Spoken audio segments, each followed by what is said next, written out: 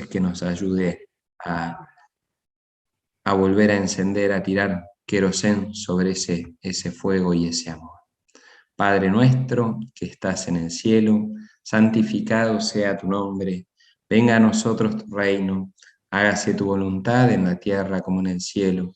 Danos hoy nuestro pan de cada día, perdona nuestras ofensas, como también nosotros perdonamos a los que nos ofenden. No nos dejes caer en la tentación y líbranos del mal. Amén. En nombre del Padre, el Hijo y el Espíritu Santo.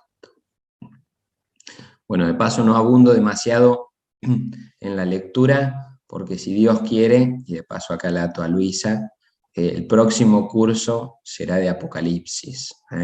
Obviamente de la mano de Luisa le fascina el comienzo y el fin, el Génesis y el Apocalipsis. Así que ahí Ada está aplaudiendo, ya la tenemos suscripta a tu curso, Luisa. No hay posibilidad, no hay vuelta atrás. ¿Bien? Bueno, a ver, vamos a... Esperen que acá. Voy a compartir, y como les decía, ¿sí? Voy a compartir parte del final del curso pasado.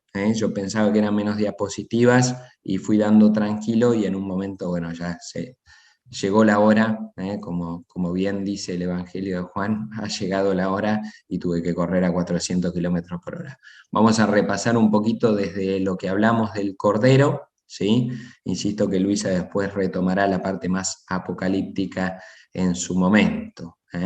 Lo que di la vez pasada son nociones básicas, no ahondo demasiado, pero bueno, como dijimos, ¿se acuerdan? Vamos a hacer un breve repaso.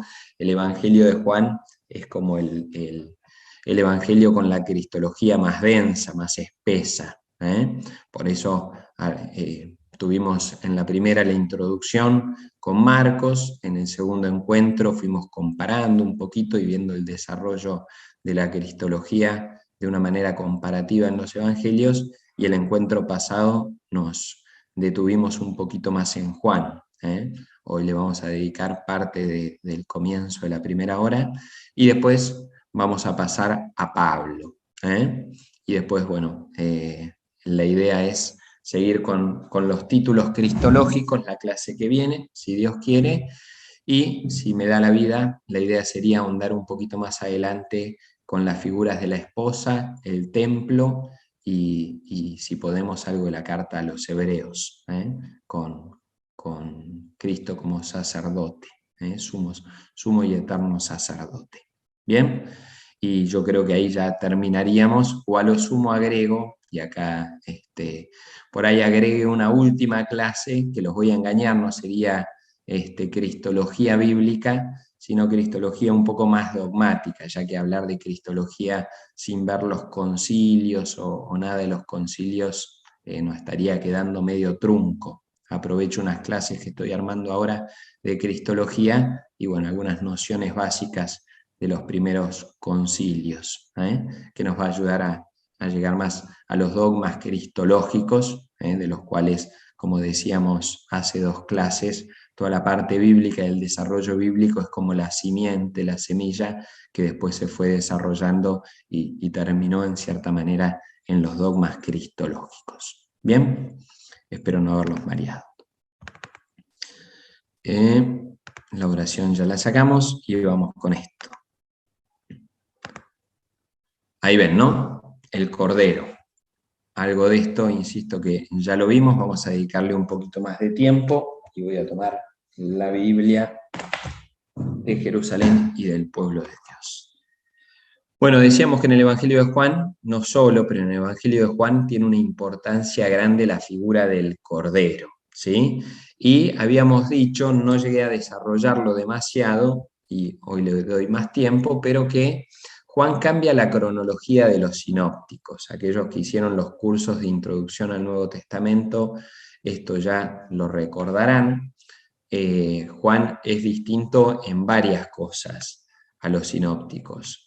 Primero en longitud, si se quiere, hay discursos que son bestiales en el Evangelio de Juan, y esto no pasa, por lo menos no de semejante manera, en los sinópticos, mucho menos en Marcos.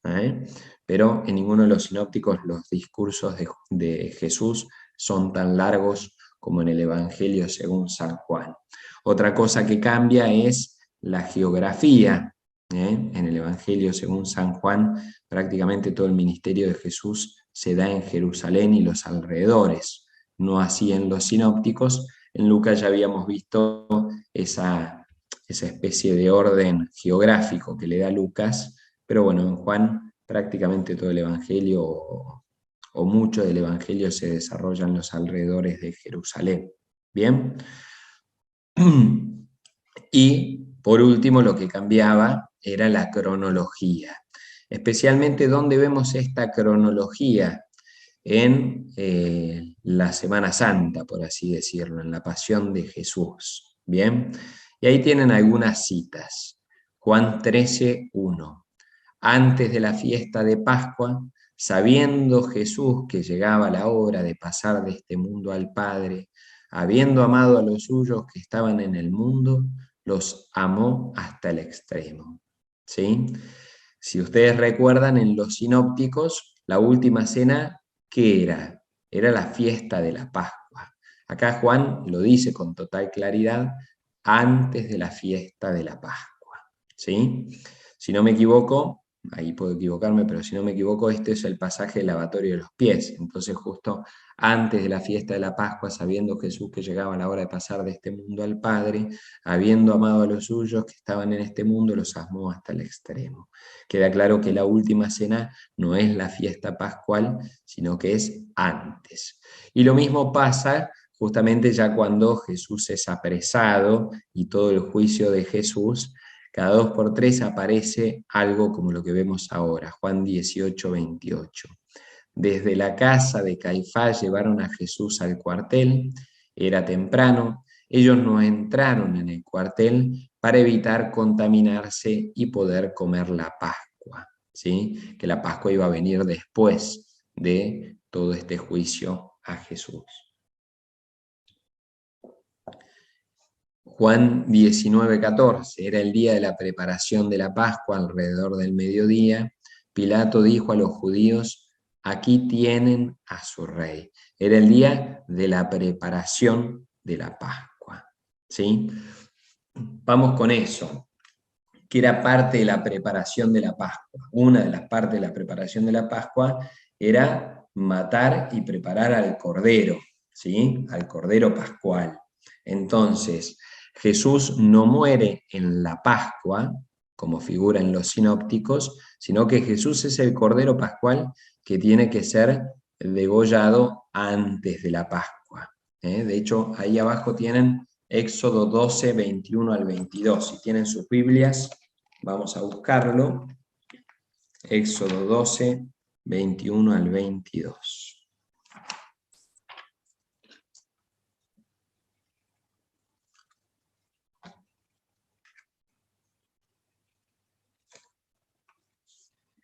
Moisés llamó a todos los ancianos de Israel y les dijo, escogeos una res por familia e inmolad la Pascua.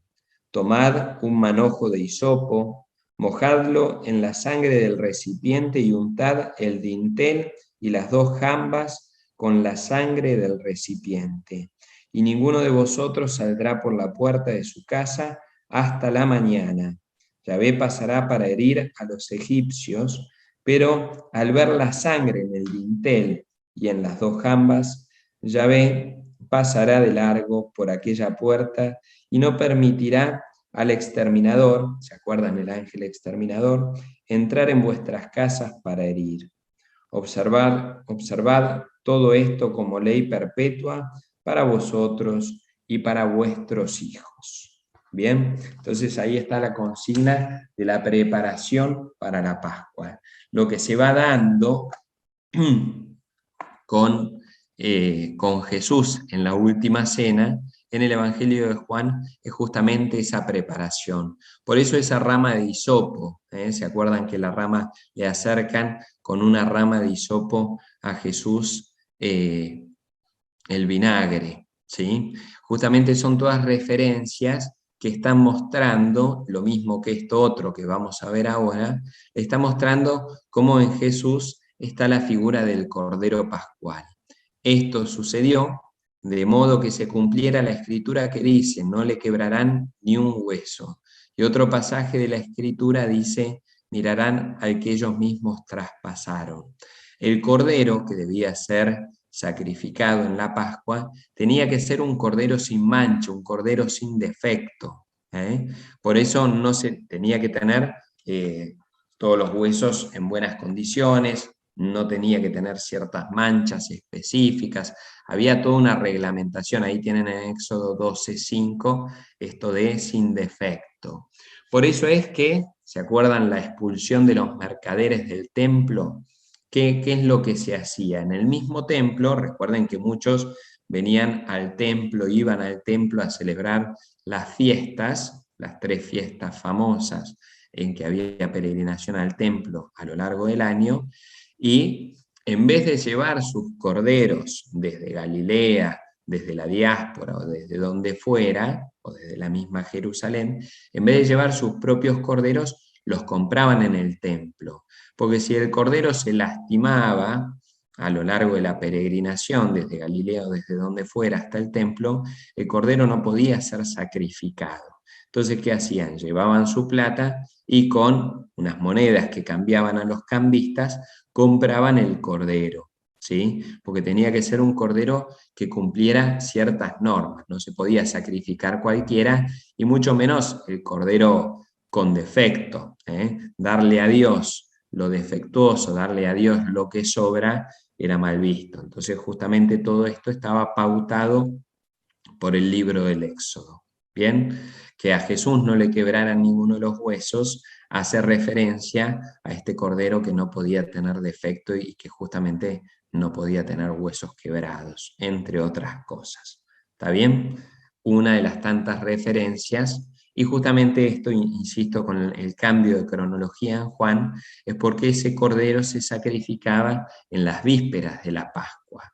Por ello todas estas referencias. Antes de la fiesta de Pascua, todos ellos no entraron para evitar contaminarse. Era el día de la preparación de la Pascua, es cuando Jesús va a morir en la cruz. Seguramente en esto Luisa es más que experta, así que cuando nos hable del Cordero Pascual o del Cordero y las bodas del Cordero, va a poder ajustar la tuerca en varias de estas cosas. Pero no es el único Cordero que aparece. Esperen que tengo algún despelote que no puedo. Ahí va.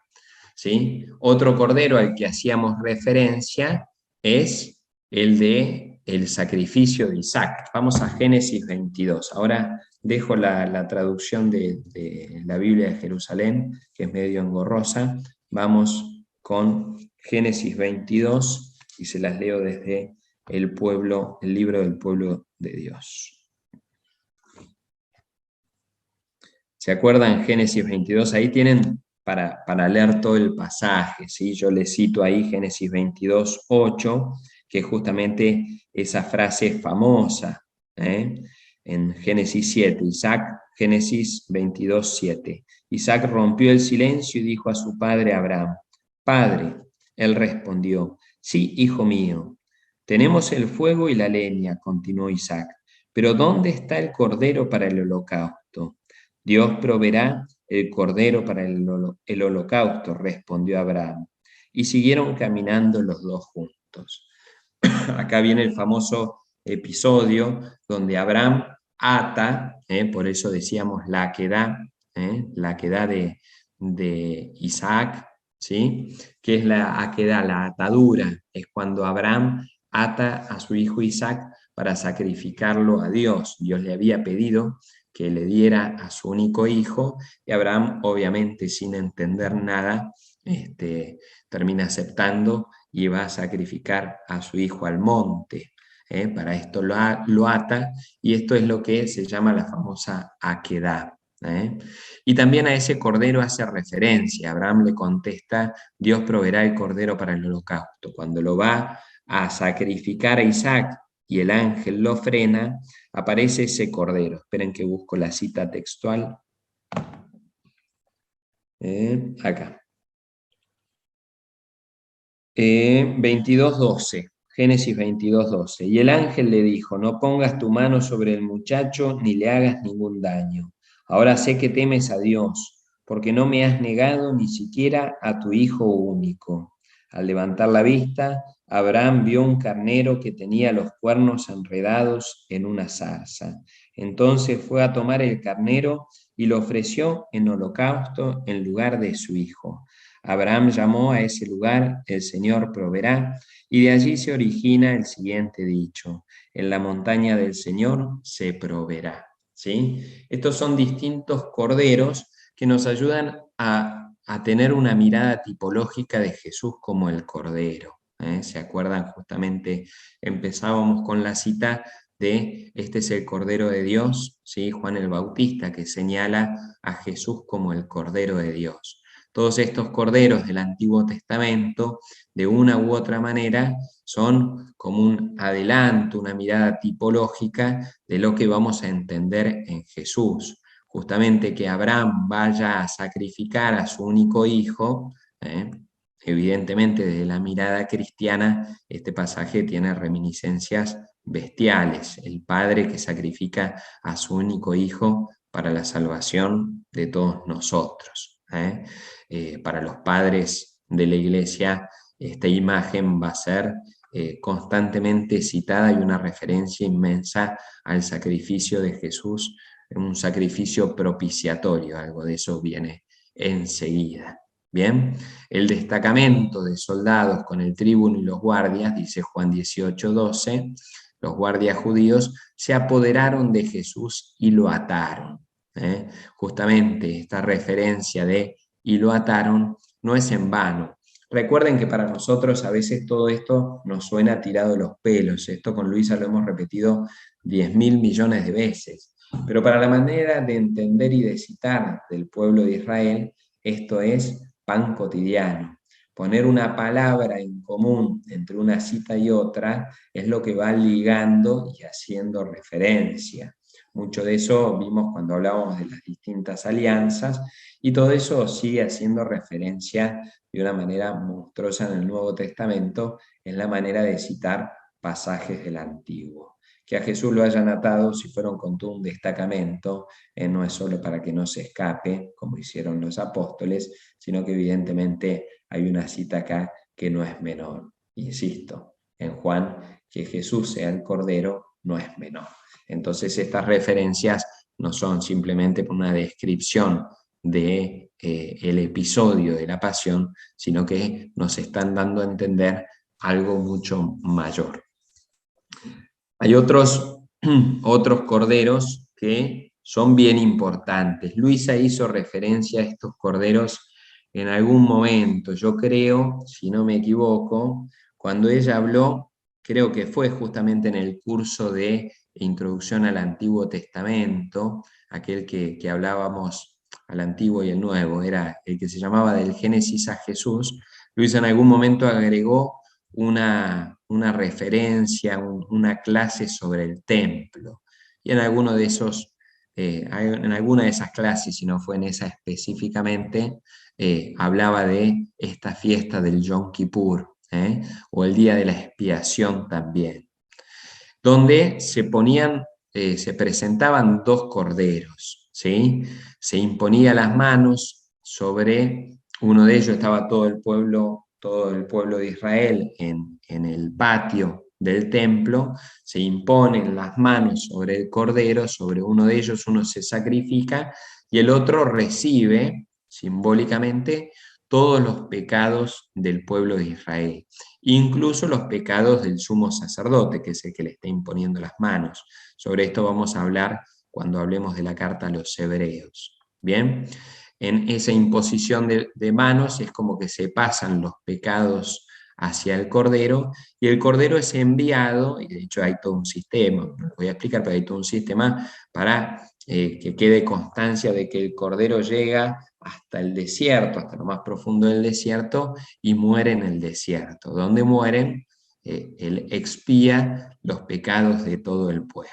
¿Sí? De hecho, este cordero llevaba atado ese piolín que se ve ahí, ese piolín rojo, para distinguirlo, que es el cordero expiatorio, el famoso chivo expiatorio. ¿Bien? Entonces, algunos exégetas dicen que en el episodio donde está Pilato juzgando a Jesús y él está en esa explanada donde Jesús está frente a todo el pueblo, está haciendo como una referencia a este momento de esta celebración donde Jesús absorbe, por así decirlo, toma sobre sí todos los pecados del pueblo. Este es el cordero que quita, en realidad dicen algunos que la traducción de se quita debería ser que lleva los pecados del mundo.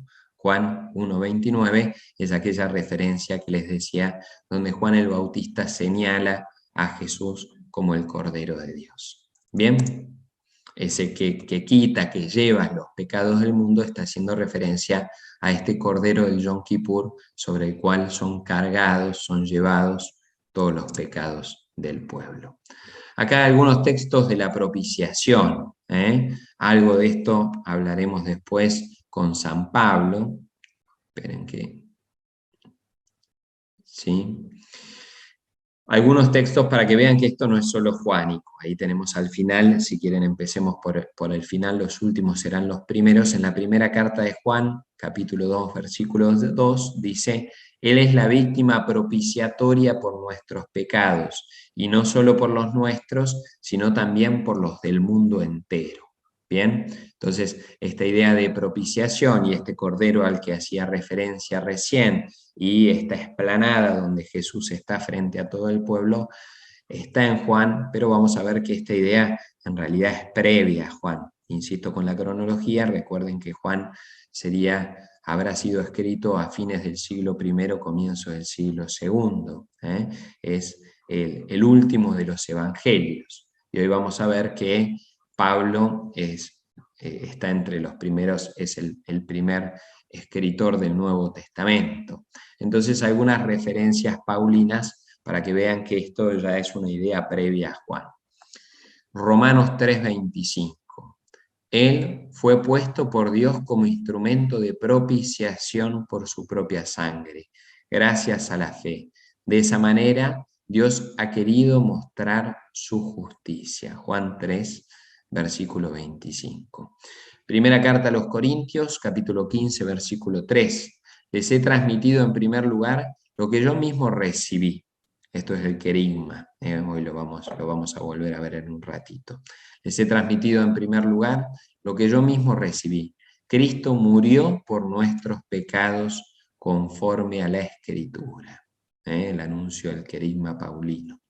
Segunda carta a los Corintios, capítulo 5, versículo 21. Aquel que no conoció el pecado, Dios lo identificó por el pecado en favor nuestro, a fin de que nosotros seamos justificados por la fe. ¿Sí? Insisto, ¿cuál es la idea de todas estas citas? Darnos cuenta que la idea de la propiciación, que Cristo muere por nuestros pecados, está en el comienzo de la predicación cristiana. Uno dirá, claro, está en los evangelios. Recuerden que cronológicamente tenemos un engaña pichanga ahí, y que los primeros escritos son los escritos paulinos. Entonces, todo esto muestra que ya la idea es del comienzo de nuestra fe. Después Juan evidentemente le va a dar un lugar preponderante en su evangelio, y también en las cartas va a estar. En el Apocalipsis, supongo que una de estas citas son las que leímos recién. Vamos al Apocalipsis, muy fácil, abran la última parte de la Biblia. Apocalipsis 5:6.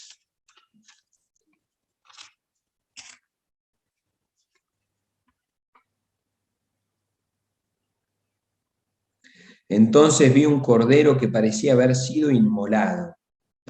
Estaba de pie entre el trono y los 4 seres vivientes, en medio de los 24 ancianos. Y después toda esa descripción. Tenía 7 cuernos y 7 ojos, que son los 7 espíritus de Dios enviados a toda la tierra. El cordero vino y tomó el libro de la mano derecha de aquel que estaba sentado en el trono, cuando tomó el libro, los 4 seres vivientes, bla, bla, bla, bla. Todo eso se lo dejamos a Luisa para que se divierta con el Apocalipsis y todo el simbolismo apocalíptico. Nos quedamos con el cordero, este cordero, que un detalle no menor, un cordero degollado, que es el único capaz de abrir el libro con los 7 sellos. Apocalipsis 6 al 8, en todos esos capítulos va a tener como protagonista al Cordero, ¿sí? Solo para que vean, si ven el capítulo 6, voy salteando, pero vayan viendo los comienzos de los párrafos. Capítulo 6, versículo 1. Después vi que el Cordero abría el primero de los 7 sellos. 6:3. Cuando el Cordero abrió el segundo sello, 6:5, cuando el Cordero abrió el tercer sello, 6:7, cuando el Cordero abrió el cuarto sello. Cada uno de esos comienzos del párrafo, el Cordero va abriendo los distintos sellos, ¿sí? Y después lo mismo. 8:1, y cuando el Cordero abrió el séptimo sello, en todo esto el Cordero va a tener un protagonismo bestial. Se lo dejamos a Luisa para más adelante, pero el Cordero, insisto, un detalle que me olvidé decir, pero Apocalipsis, lectura del libro del Apocalipsis según San Juan. Este es el Apocalipsis escrito por Juan o de tradición juánica, ¿bien? Entonces no es menor, porque metí el Apocalipsis acá, no solo por el Cordero, sino por Juan. Estamos desarrollando la cristología juánica, en la cual este Cordero es muy importante. Vamos al Apocalipsis 21:16. Y ahí, si no me equivoco, vamos a tener este famoso cuadradito que tenemos ahí flotando. 21:16. La ciudad era cuadrangular, tenía la misma, estamos hablando de las bodas del Cordero, ¿sí? La boda del Cordero y la descripción de la Nueva Jerusalén. La ciudad era cuadrangular, tenía la misma medida de largo que de ancho. Con la vara midió la ciudad, tenía 2.200 kilómetros, bla, bla, bla, bla, bla, ¿sí? Todo eso es las bodas del Cordero, donde el Cordero se casa con un cuadrado. ¿Qué significa? Decíamos la clase pasada y lo vimos en aquellas clases de la Alianza, que ese cuadrado es la Jerusalén celestial, que es la iglesia, representa la iglesia, ¿bien? Porque la iglesia como un cuadrado, más de uno malicioso dirá porque somos todos cuadrados dentro de la iglesia, no es por eso, es porque está representando el santo de los santos, en la estructura del templo, en esos círculos concéntricos, el lugar más sagrado donde entra el sumo sacerdote solamente una vez en el año, es justamente el Santo de los Santos, donde estaba el Arca de la Alianza, originalmente, ¿sí?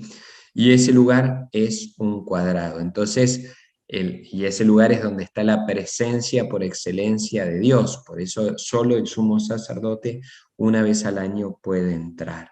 Bueno, esa presencia de Dios, la Shekinah, de una manera muy especial, está ahora en la iglesia. Es en la iglesia donde se da esa presencia de Dios que antes se daba en otros lugares. ¿Está bien?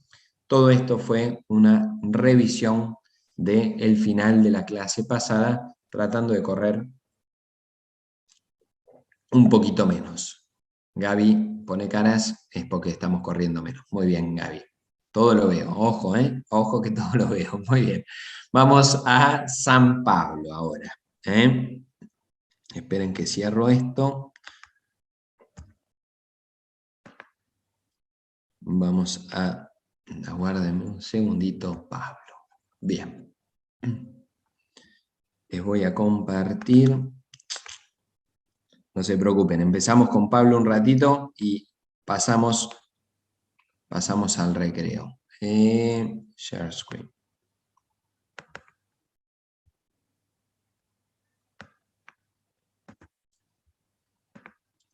Ahí les estoy compartiendo. Sí, les estoy compartiendo. Bueno, Cristología Paulina. Lo que decíamos antes, esperen que me quedo en la introducción, ¿sí? Perdonen pero lo repetitivo, pero nos ayuda. Pablo está dentro es el primer escritor del Nuevo Testamento, ¿sí? Entonces, cuando uno quiere ir a buscar lo más primitivo, lo más original en el Nuevo Testamento, cronológicamente hablando, vamos a ir siempre a San Pablo, ¿eh?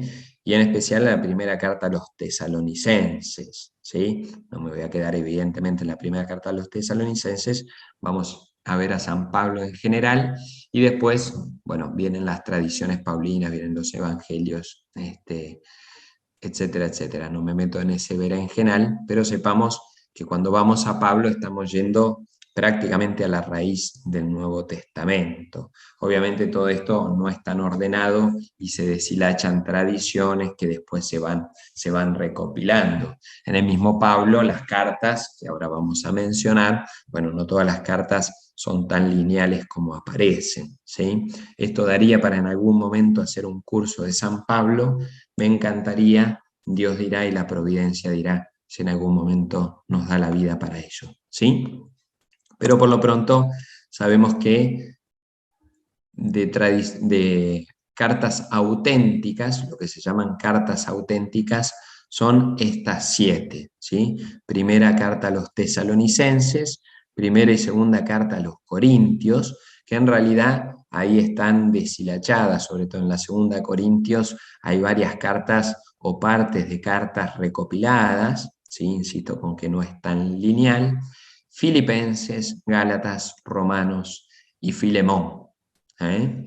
Estas son las cartas auténticas. Se habla después, o antiguamente se hablaba de 13 cartas paulinas, justamente porque después están las cartas de tradición paulina. Efesios, Colosenses, Timoteo, Tito, etc.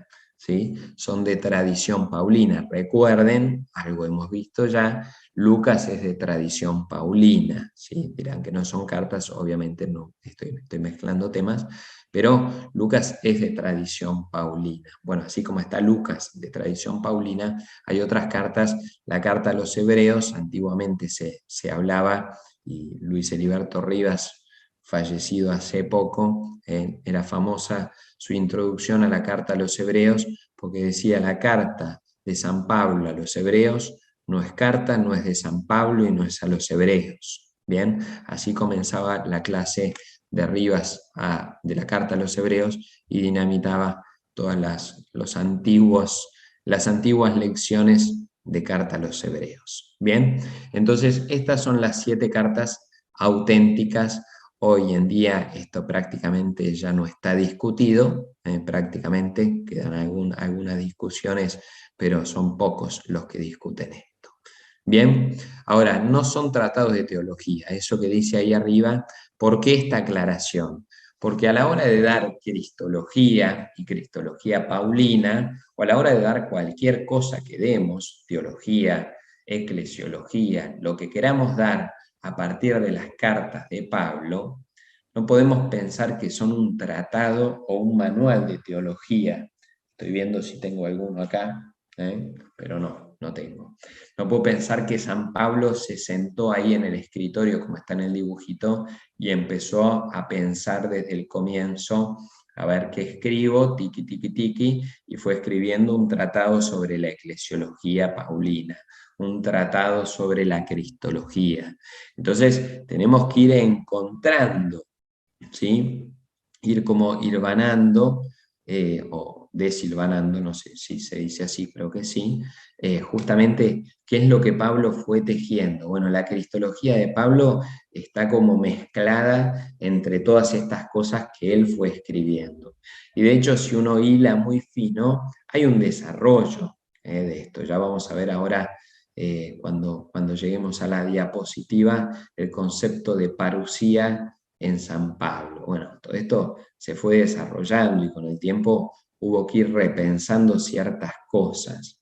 Pero por eso no es tan fácil estudiar la cristología. Lo mismo, en cierta manera, nos fue pasando con los evangelios, ¿sí? Lo que pasa es que en los evangelios incluso quedaba un poco más claro, porque la mirada está puesta en cierta manera en la vida de Jesús. Bueno, San Pablo va escribiendo un poco de todo, y de golpe San Pablo a los Corintios les está escribiendo sobre costumbres, sobre la sexualidad, sobre la carne inmolada a los ídolos, sobre la circuncisión, sobre, qué sé yo, tantas cosas del culto, tantas y tantas cosas.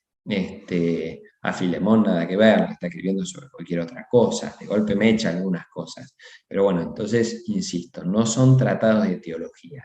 Entonces, en medio de todas esas cosas, uno tiene que ir encontrando tipo detective, bueno, lo que hace a la cristología paulina o lo que hace a lo que sea que uno está estudiando. Bien, hay uno que ahora me apareció mucho de Aleti, un biblista, sobre la eclesiología en las cartas paulinas.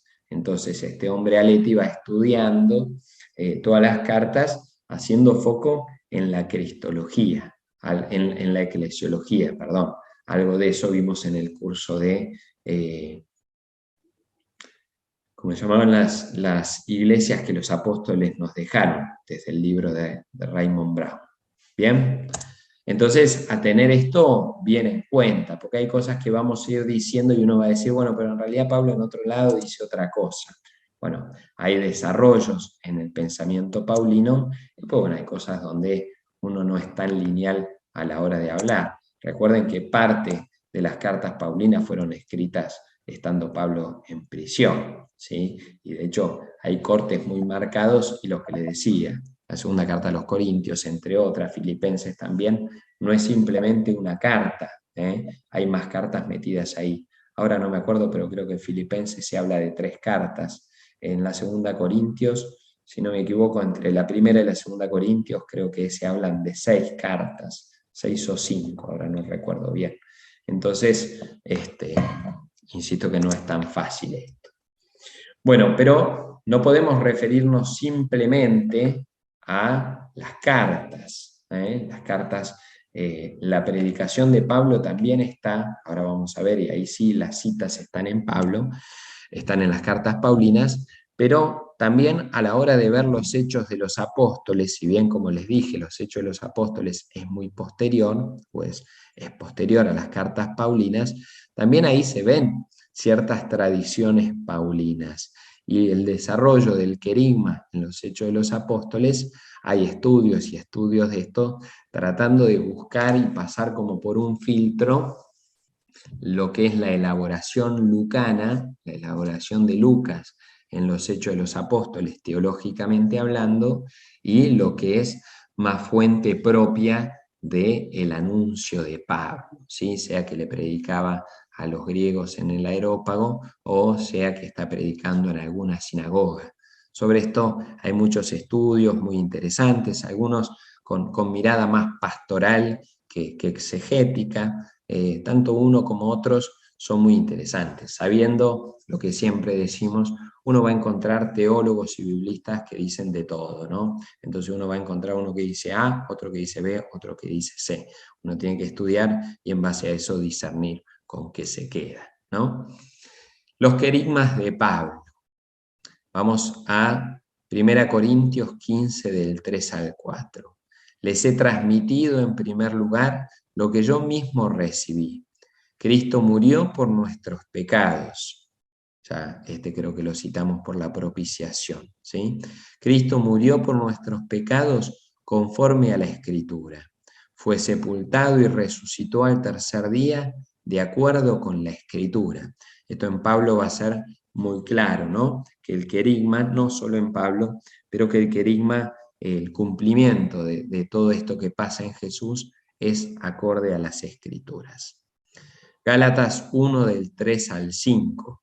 Llegue a ustedes la gracia y la paz que proceden de Dios nuestro Padre y del Señor Jesucristo, que se entregó por nuestros pecados para librarnos de este mundo perverso, conforme a la voluntad de Dios nuestro Padre, a quien sea la gloria para siempre. Amén.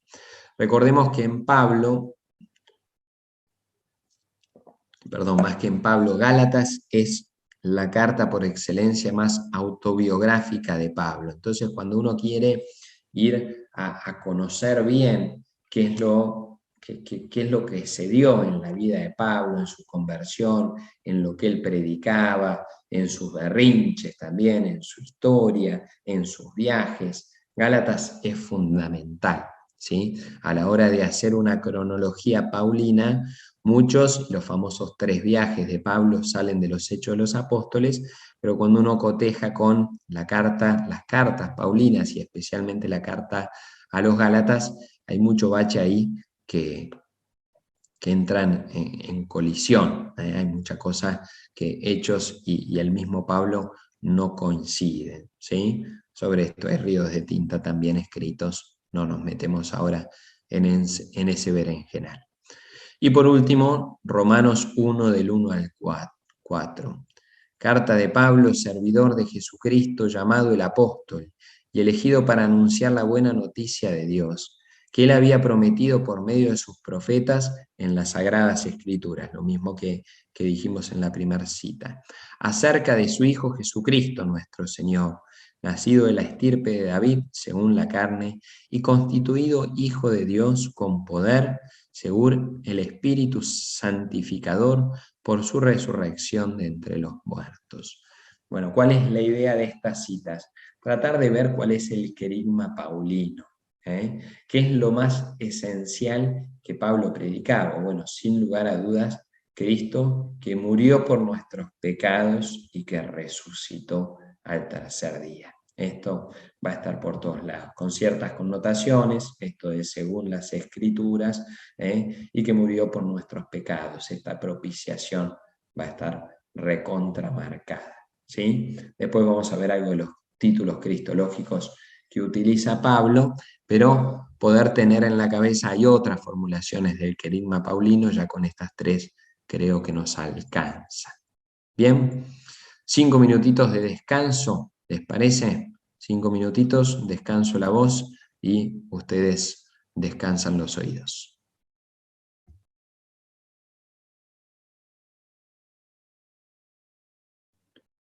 Muy bien, esa es la señal de que tengo que empezar. No miré a qué hora corté, así que ya estamos en horario, Luisa.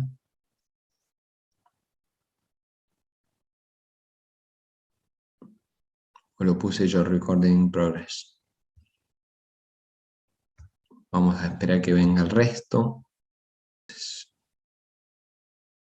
Bueno, por ahí preguntaban en el chat 2 preguntas sobre la propiciación y sobre el querigma. Comienzo sobre el querigma, si Luisa después está, mejor que ella explique lo de la propiciación, que es más su tema. El querigma llamamos al anuncio como la síntesis más grande de lo anunciado en un comienzo. Si tuviésemos que resumir al máximo nuestra fe, ¿qué es lo que se anunciaba en un comienzo? Bueno, estas 3 formulaciones que les mostré hace un ratito, de Gálatas, 1 Corintios y Romanos, era el anuncio del querigma según San Pablo. Cuando uno va a los Hechos de los Apóstoles, hay varios discursos de Pedro y de Pablo, ¿sí? De los dos, hay varios discursos en general, pero de Pedro y de Pablo, donde se anuncia también el querigma. Es la síntesis más grande de lo anunciado. Si uno va a Isaías, en Isaías más de una vez aparece el verbo en griego, donde se habla del anuncio de una buena noticia. Ese anuncio de buena noticia era justamente, utilizaba este verbo, anunciar, de ahí viene el querigma, ¿bien? Y justamente es la buena noticia anunciada. En eso es muy lindo y nos sirve a veces, como para refrescar, pastoralmente hablando, ahora me salgo un poco del mundo académico y bíblico. Como iglesia muchas veces tenemos que renovar el anuncio del querigma. ¿Por qué? Porque vamos como ampliando, y al final para ser cristiano muchas veces parece que uno tiene que aprender la suma teológica en latín, ¿sí? No porque esté mal aprender, y por eso estamos haciendo los cursos bíblicos desde hace 2 años y medio. Nos ayuda muchísimo el conocimiento, pero a veces tenemos que volver a la esencia del anuncio querigmático para refrescar qué es lo más nuclear. Justamente este anuncio de Jesucristo que muere y resucita, y que muere por nuestros pecados, es como la esencia de nuestra fe. A partir de eso se va dando un desarrollo donde ahí viene, si se quiere, la catequesis, y se van adosando el conocimiento más sistemático de nuestra fe.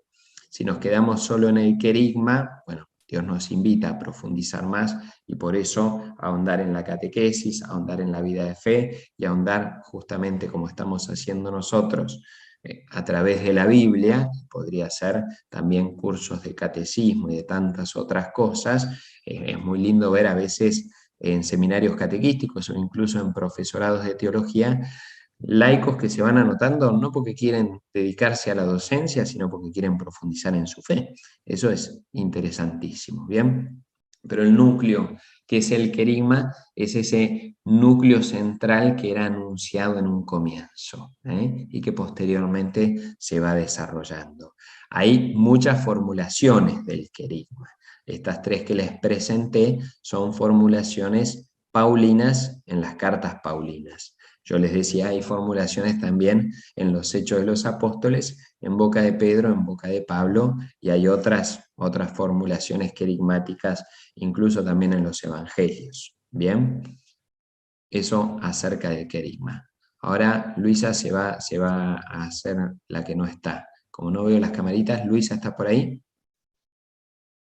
Porque se tenía que ir antes de tiempo, no es para dejarla en offside, ¿eh?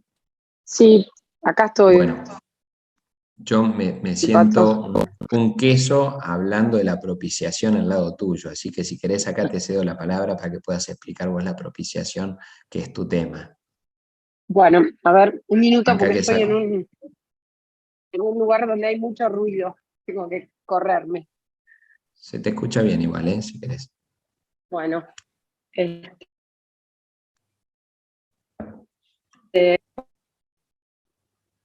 el,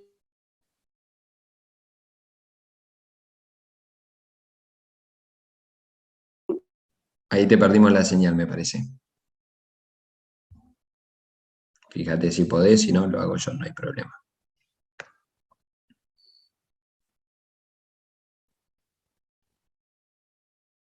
Bueno, la perdimos a Luisa.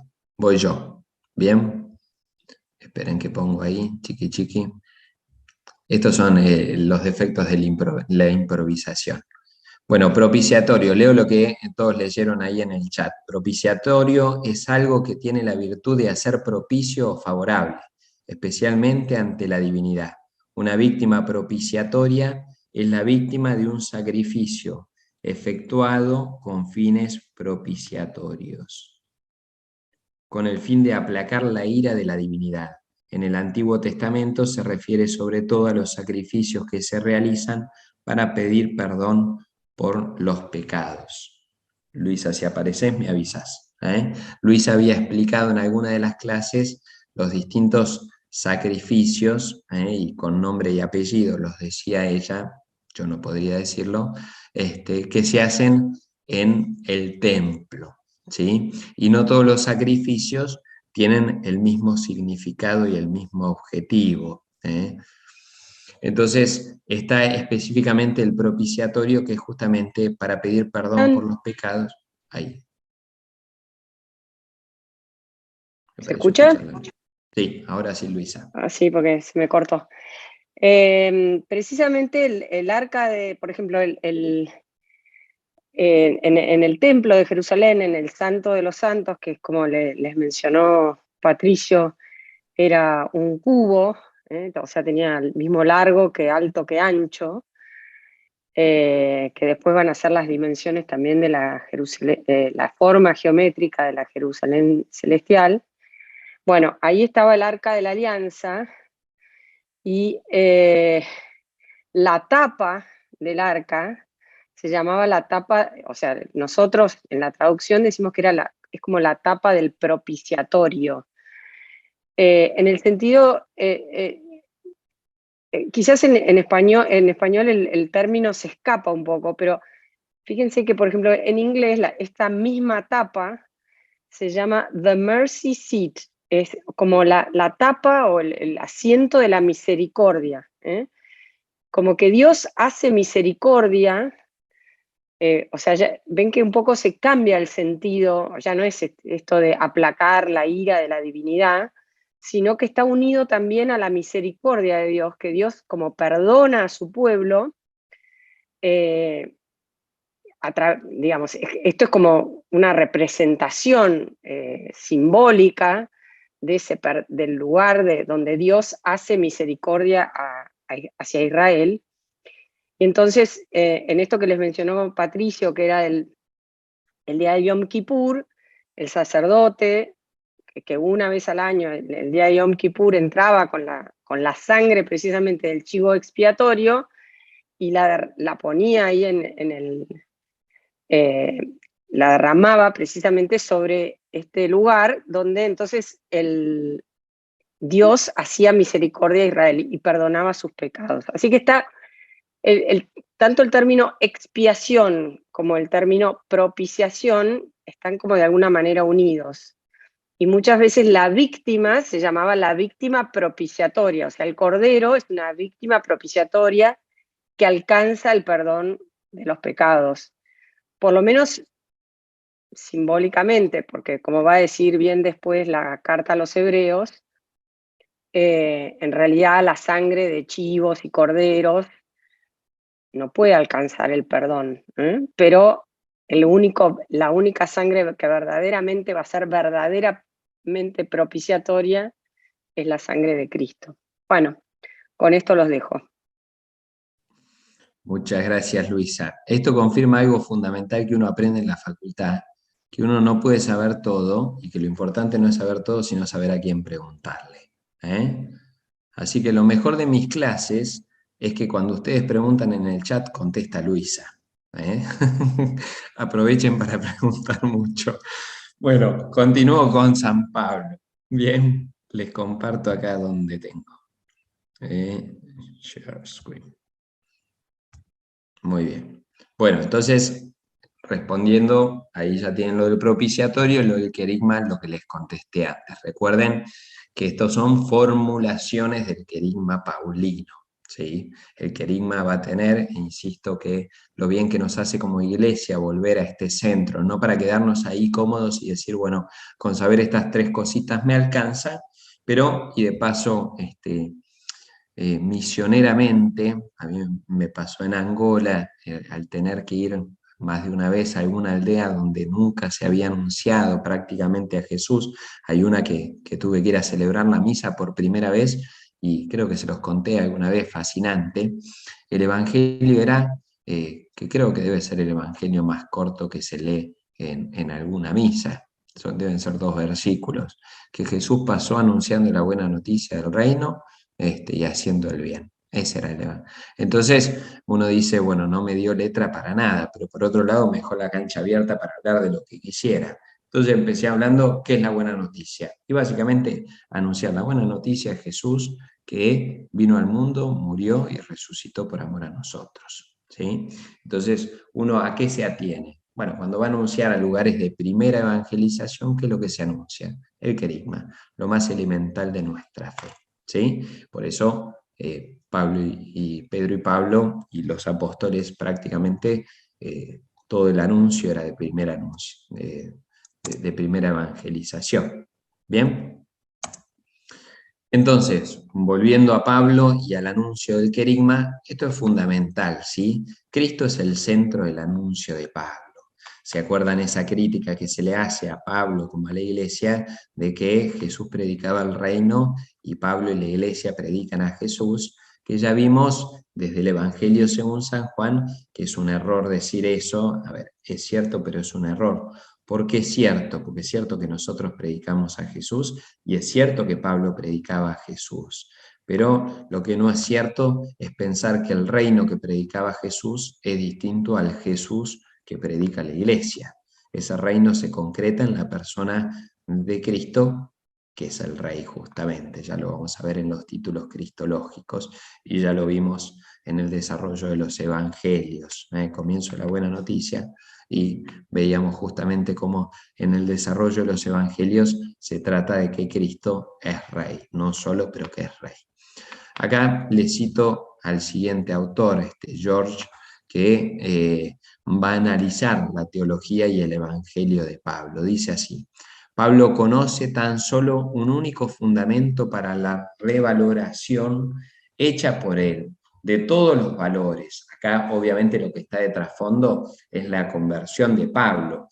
Pablo que seguía la iglesia, que pensaba que lo primero y lo primero y lo primero era la ley, ¿sí? Y que se termina dando vuelta como un panqueque. Justamente, ¿qué pasó? Porque se le dieron vuelta todos los valores.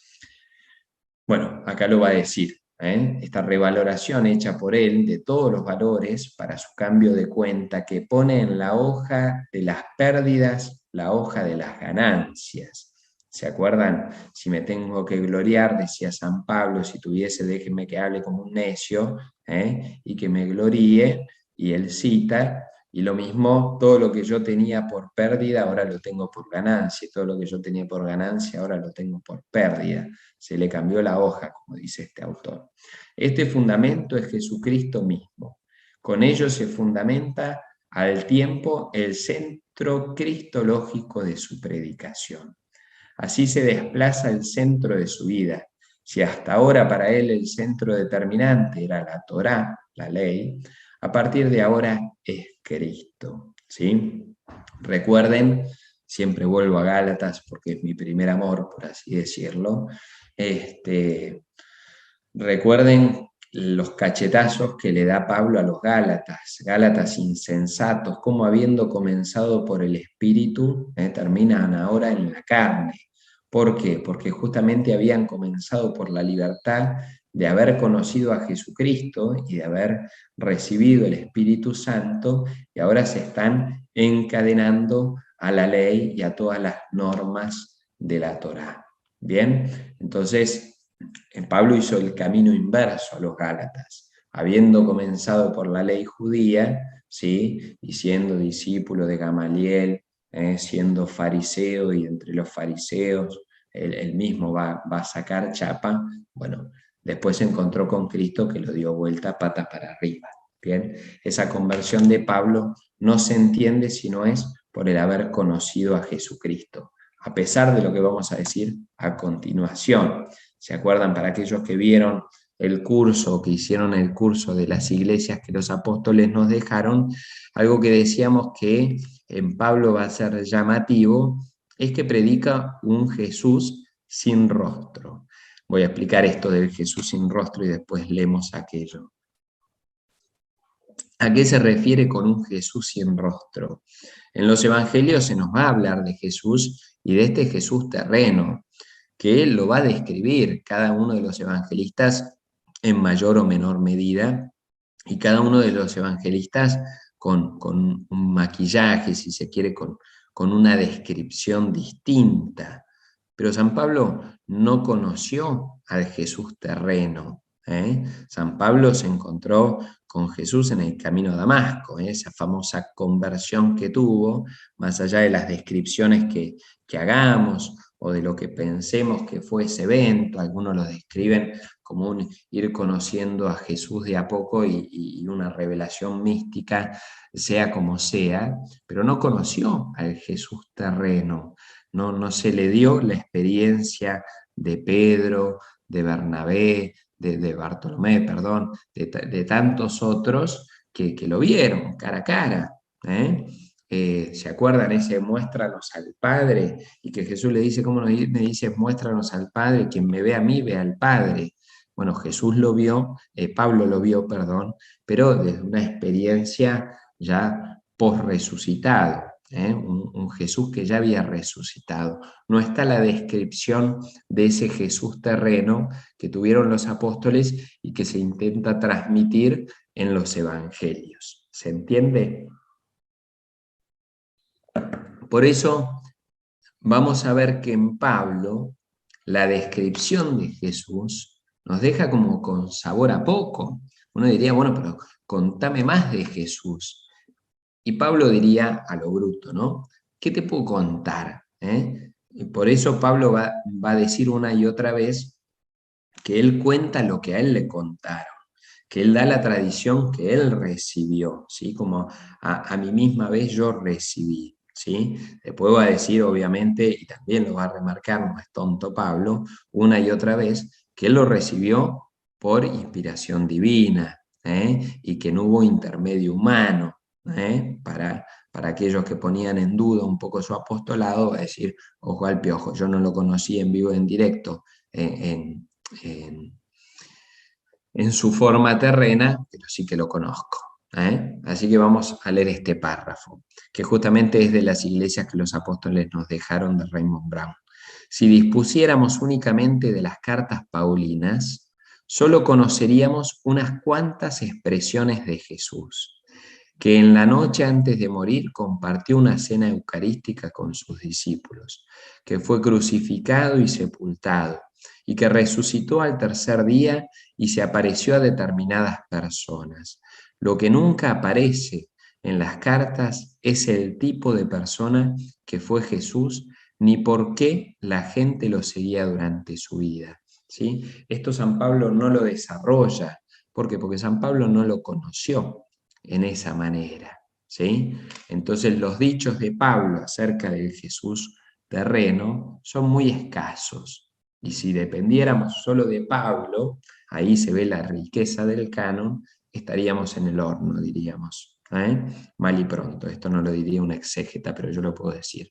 Estaríamos en el horno. Gracias a Dios, el canon de la Biblia es mucho más amplio y no nos acota a Jesús solo por lo que Pablo nos dice, sino que tenemos también muchos otros testigos y testimonios. Bien, entonces a esto me refiero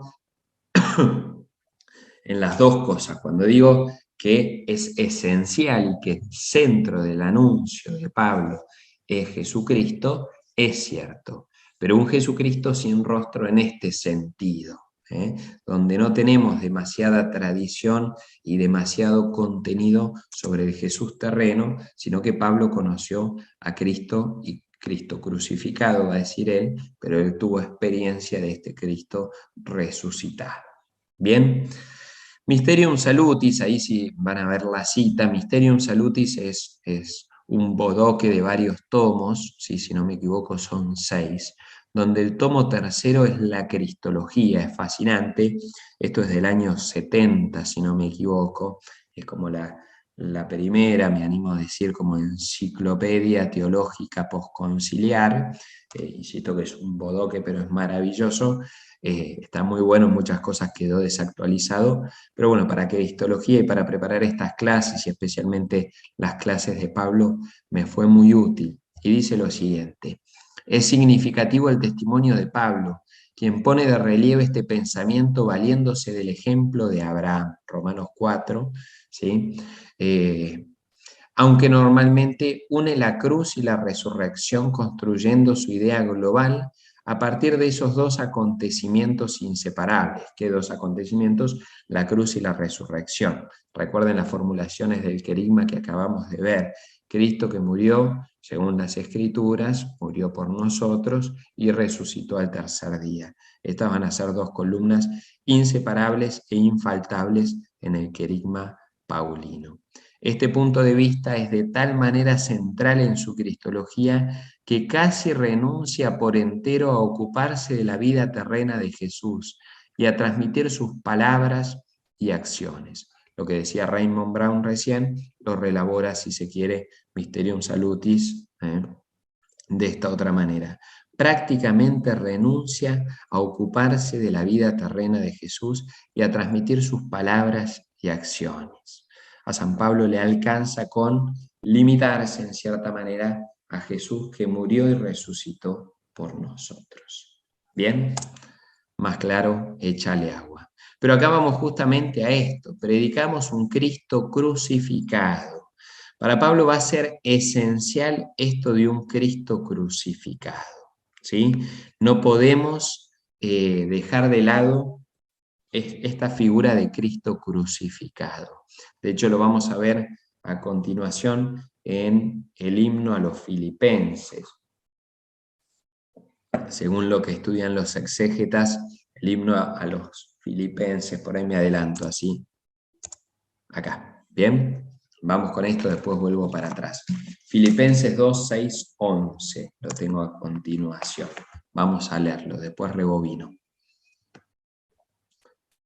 El que era de condición divina no consideró esta igualdad con Dios como algo que debía guardar celosamente, al contrario, se anonadó a sí mismo, tomando la condición de servidor y haciéndose semejante a los hombres, y presentándose con aspecto humano, se humilló hasta aceptar por obediencia la muerte y muerte de cruz.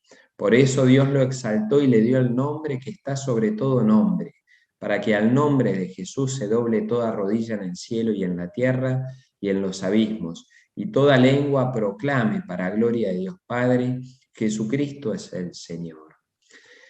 Dicen los que saben que este himno que Pablo mete acá, el himno de los filipenses, Pablo lo mete en la carta a los filipenses, y por qué justamente este verbo lo mete, porque es algo en realidad anterior a Pablo. Son los himnos cristológicos, o es un himno cristológico previo a Pablo, que Pablo lo reutiliza. Pablo, al igual que Lucas, ¿se acuerdan que Lucas, que todos los evangelistas, pero al igual que Lucas va a hablar de que muchas cosas fueron escritas, cuando escribe al querido Teófilo, y que él fue tomando estas cosas y escribe sobre alguna de estas cosas. Juan lo mismo, va a decir algo parecido. Bueno, Pablo también no escribe de la nada, insisto, no se sentó en la cárcel y dijo, bueno, a ver, vamos a sentarnos y a escribir, total tengo tiempo. Le va escribiendo en medio de sus tareas apostólicas, en medio de la cárcel, en medio de visitas que va recibiendo, y va tomando también de tradiciones que él mismo fue aprendiendo, de cosas que la primera comunidad cristiana ya rezaba. Esto no nace con Pablo, sino que Pablo se mete dentro de una tradición cristiana naciente, pero se mete ahí y él mismo dinamita, si se quiere, esto, lo hace explotar al infinito en esta apertura a los paganos. Pero va utilizando cosas que ya estaban en el culto cristiano original. Bueno, muchos dicen que este himno de Filipenses es un himno ya tomado de los ritos que utilizaba la iglesia en un comienzo, y resalto ese y muerte de cruz, porque dicen que esto es un agregado propio paulino. Se humilló hasta aceptar por obediencia a la muerte, y muerte de cruz, va a decir San Pablo. Esto va a ser un acento constante en Pablo. Por eso es tan importante, volvemos atrás, predicamos un Cristo y Cristo crucificado. No cualquier Cristo, y Cristo crucificado. Si se acuerdan la primera clase, yo en el comienzo, en la primera diapositiva, si no me equivoco, hablaba de cristología y les presentaba, ¿sí?, distintas figuritas, distintos dibujitos de Jesús. Uno multiplicando los panes, otro crucificado, otro resucitado. De hecho, es muy interesante la experiencia. Yo tuve la gracia de estar en la India en algún momento, en Calcuta, y después recorrer lo que se llama la iglesia Siro-Malabar, que es el sur de la India, donde se predica que ahí estuvo el apóstol Tomás. Así como nosotros tenemos, en general no hay una iglesia donde falte el crucifijo en el frente, ellos en realidad tienen más, y en el culto lo tienen claramente, ellos tienen su propio rito, el rito Siro-Malabar, donde está Jesús resucitado. Y en la iglesia, en la capilla donde yo rezaba, enfrente no estaba Cristo crucificado, sino Cristo resucitado. ¿Bien? Bueno, Pablo va a decir, predicamos un Cristo y Cristo crucificado. Ya vimos recién, no porque Pablo no cree en la resurrección, sino porque para él hay un énfasis particular en la crucifixión, donde una cosa lleva a la otra, no hay duda. ¿Sí? Vamos a leer ahí, bueno, 1 Corintios 1, 18 al 31. Vamos a ver si nos da la vida. Yo no sé cómo hago, pero todas las clases, cuando empiezo la clase digo me voy a quedar sin material a los primeros 20 minutos y nunca llego a terminar nada. Pero bueno, esa es una parte catártica de la docencia. Después muchos de ustedes son docentes, hacemos terapia de grupo en algún momento. 1 Corintios, un poco de humor hay que ponerle a la vida más a esta hora. 1 Corintios 1, 18 al 31. Esperen que lo estoy buscando en la Biblia de Jerusalén. Vamos a la Biblia del pueblo de Dios, que va a ser más ameno mi lectura.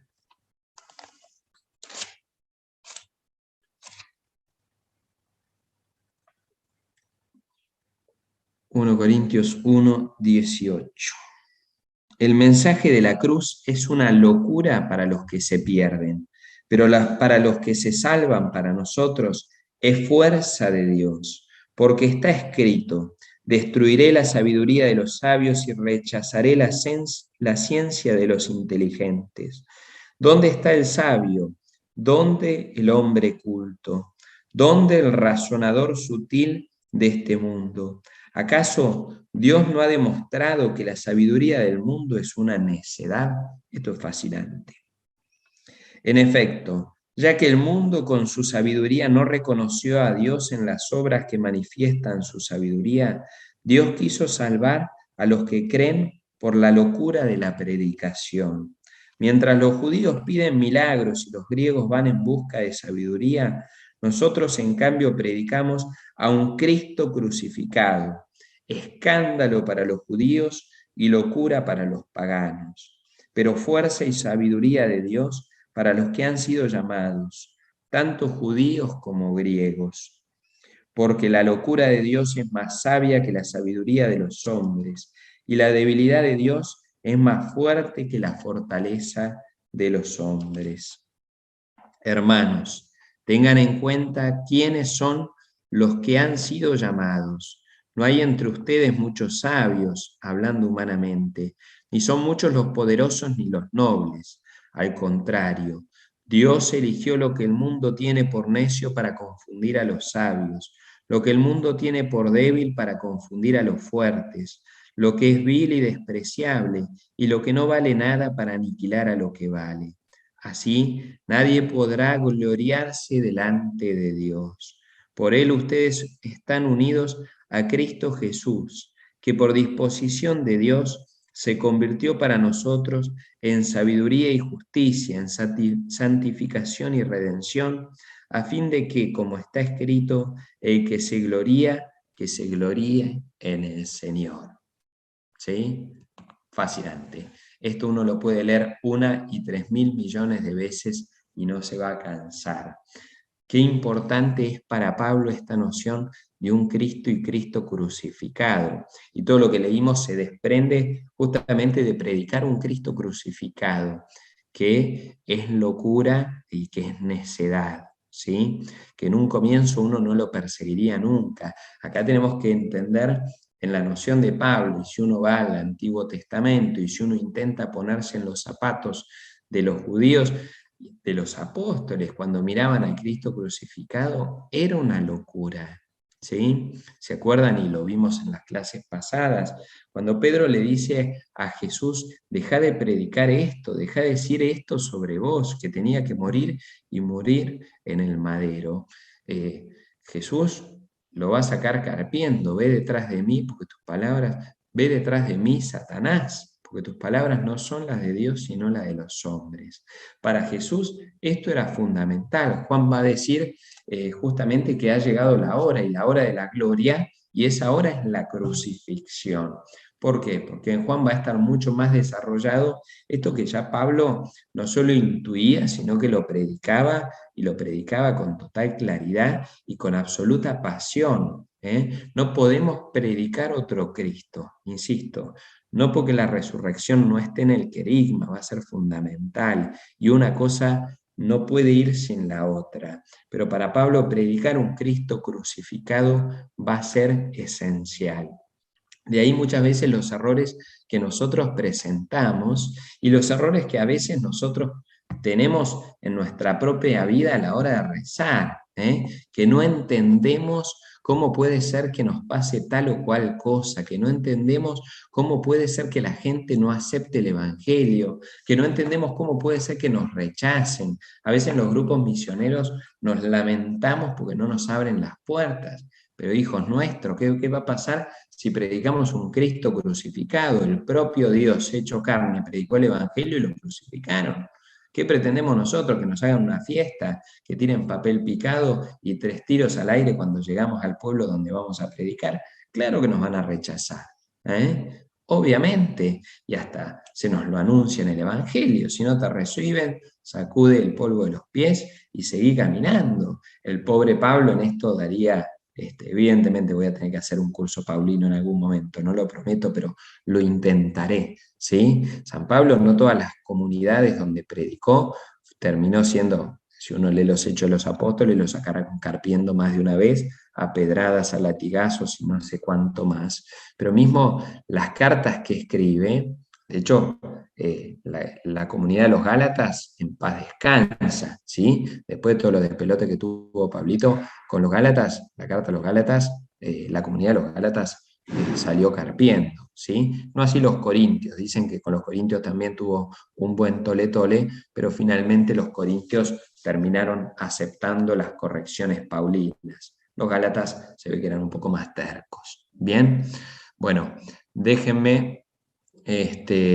hagamos así, si les parece, vamos terminando ahora.